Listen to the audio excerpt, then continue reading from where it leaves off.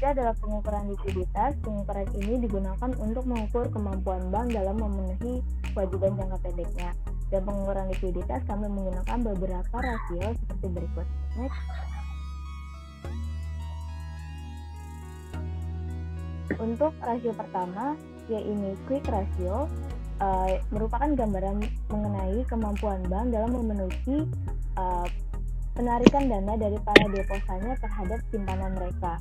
Rumusnya itu alat liquid berupa kas, giro BI, giro bank lain, SBI penempatan Bank Indonesia dan bank lain, ditambah SBI jangka pendek, lalu dibagi jumlah dana pihak ketiga dan dikalikan 100%. Dan didapatkan pada tahun 2018 ada 50% dan pada tahun 2019 sama sebesar 50%. Dalam artiannya, Bank BCTM menunjukkan hutang lancar yang dapat dibayarkan mencapai 0,5 kali lipat pada tahun 2018 dan 2019 menggunakan aset liquid yang dimiliki perusahaan. Jika quick ratio dihasilkan berada di bawah 1, maka perusahaan tersebut dianggap tidak mampu membayar hutang lancarnya yang harus dipenuhi dalam satu siklus operasional. Next.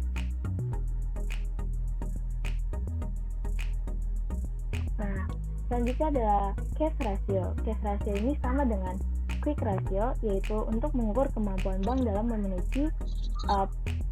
memenuhi kewajiban kepada penarikan dana, namun berasal dari total aset. Jadi rumusnya itu alat liquid dikurang giro Bank Indonesia ditambah giro bank lain dan ditambah SBI, lalu dibagi jumlah dana pihak ketiga lalu dikali 100%, dan didapatkan pada tahun 2018 cash ratio sebesar 0,3 kali dan pada tahun 2019 berhasil diturunkan menjadi 0,24 kali. Artinya Bank BCTM semakin liquid. Selanjutnya adalah LDR, loan to deposit ratio, di mana rasio ini menunjukkan tingkat efektivitas bank dalam menyalurkan dananya, dan rumusnya itu jumlah kredit yang diberikan dibagi jumlah dana pihak ketiga dikali 100, dan didapatkan pada tahun 2019 sebesar 59% dan tahun 2018 62%. Dalam hal ini Bank BCTM mampu menurunkan LDR rasionya sehingga Bank BCTM semakin liquid. Next.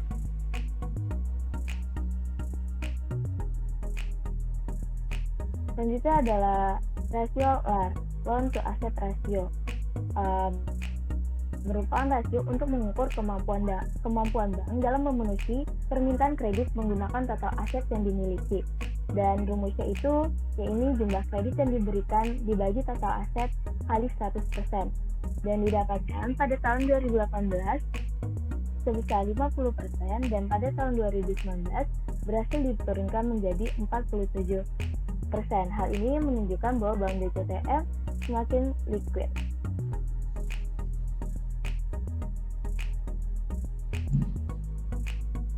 Next. Selanjutnya adalah komponen modal dan ATMR neraca pada Bank BCTM. Next.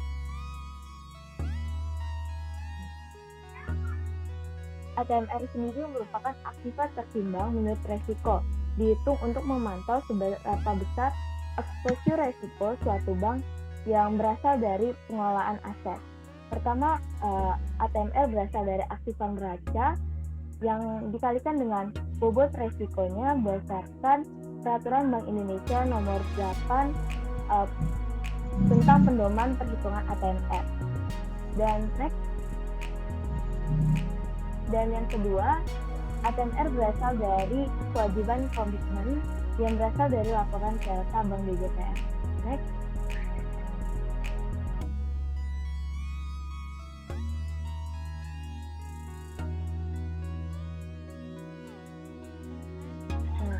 Selanjutnya adalah kewajiban penyediaan modal minimum Bank BCTM di tahun 2018 dan 2019.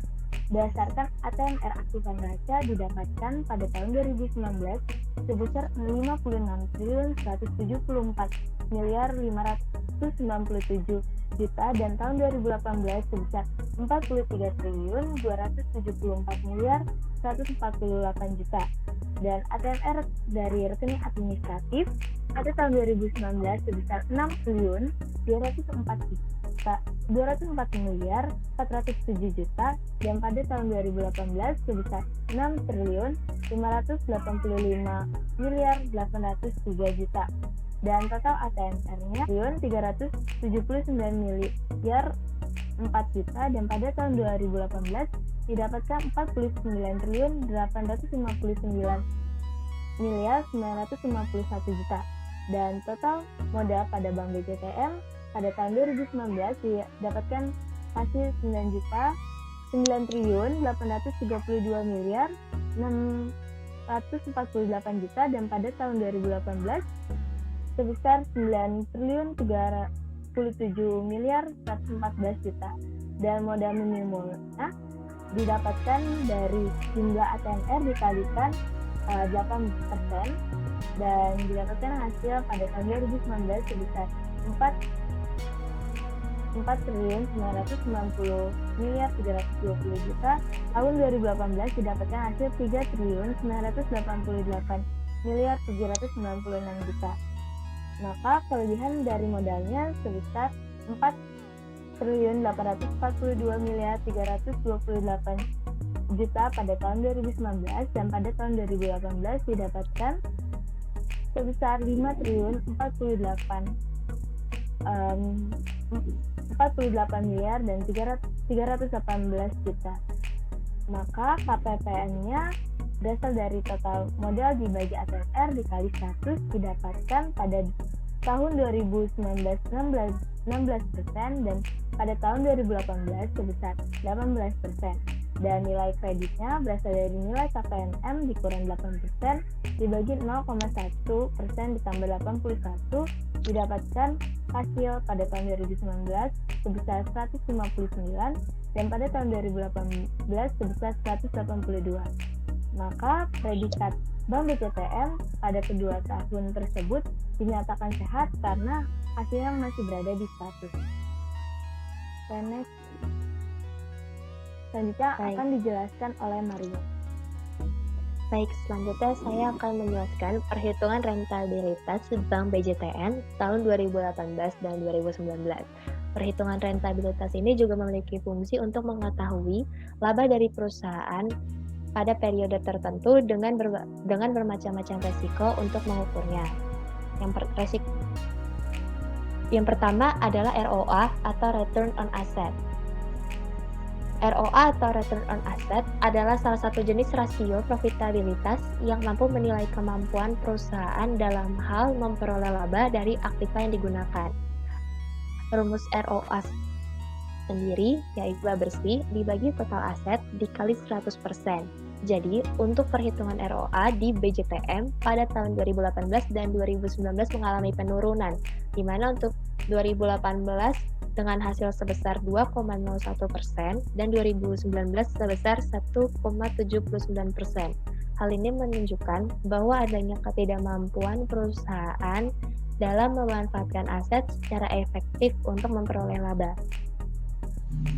Yang kedua yaitu ROE atau Return on Equity. Return on Equity sendiri merupakan rasio profitabilitas untuk mengukur sejauh mana kemampuan perusahaan dalam menghasilkan laba bersih bagi para investor atau pemilik dari investasi pemegang saham perusahaan dengan menggunakan modal sendiri.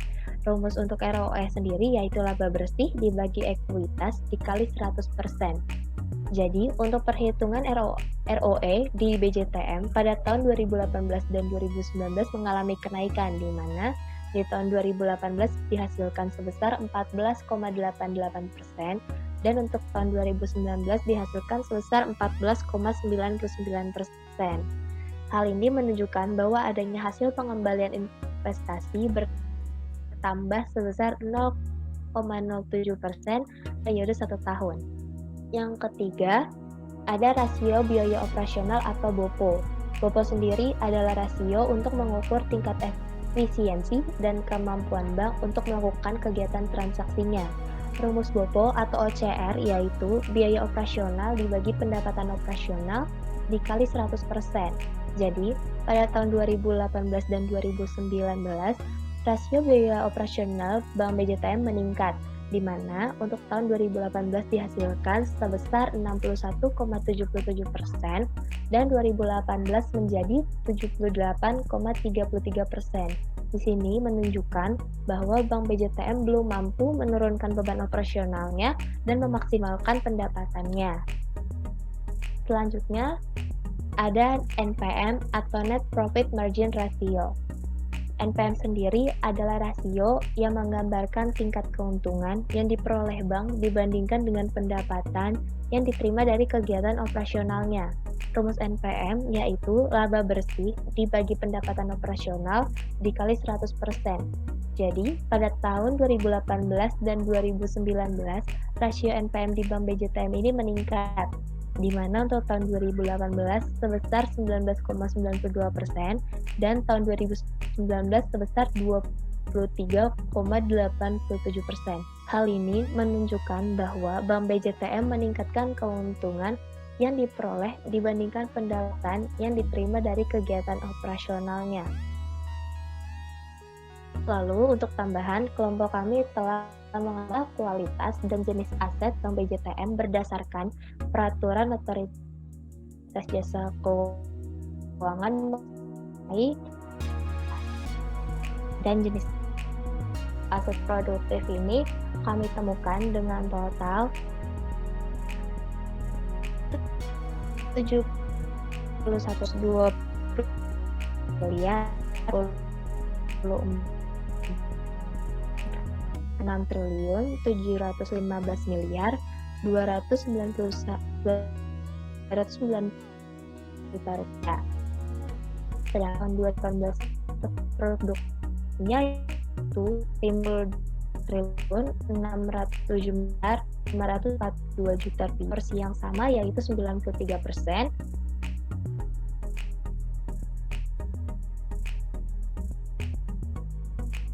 Dengan total aset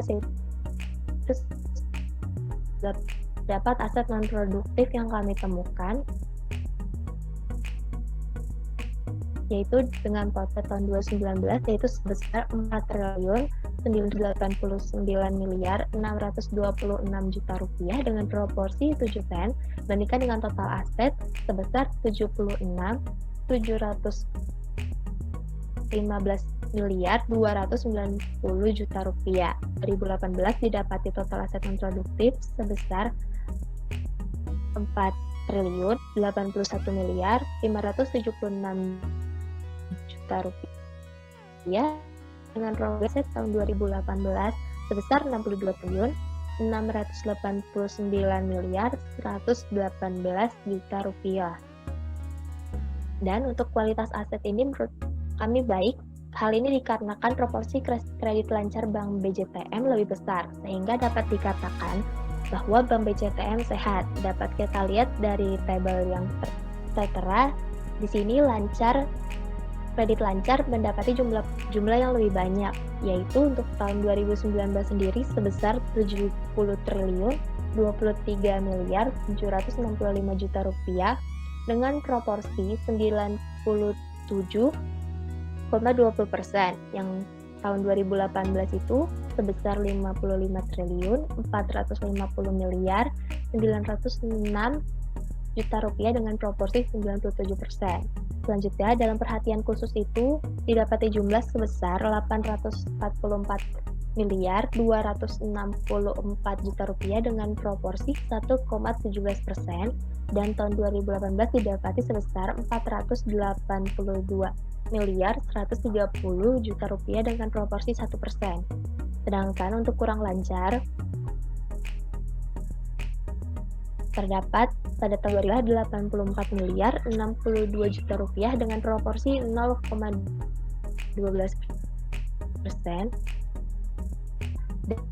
Dari bulan 4 ya, dan untuk diragukan jumlahnya sebesar 104 miliar 142 juta sebesar 0,14% untuk tahun 2019 dan untuk tahun 2018 didapati sebesar 50.438 juta rupiah dengan proporsi 0%. Dan yang terakhir macet sebesar 983.157 juta rupiah dengan proporsi 1,36% untuk tahun 2019. Dan di tahun 2018 sebesar 1.368.515 juta rupiah dengan proporsi 2%. Jadi total semuanya yaitu untuk tahun 2019 sebesar 72.039.390 juta rupiah dengan proporsi 100%, dan untuk tahun 2018 sebesar 57.397.408 juta rupiah dengan proporsi sama. Maka yang dapat kami simpulkan terhadap kesehatan Bank Jawa Timur hasil analisis kami di tahun 2018-2019 yaitu Bank BJTM mencerminkan kondisi bank secara umum berada pada kondisi sehat. Di sini berarti pemimpin BJTM masih dianggap mampu untuk menghadapi kemungkinan resiko dari perubahan kondisi bisnis dan kondisi eksternal lainnya. Terima kasih Maria. Itu saja yang bisa kami sampaikan. Kurang lebihnya mohon dimaafkan. Wabillahi taufiq wal hidayah. Wassalamualaikum warahmatullahi wabarakatuh.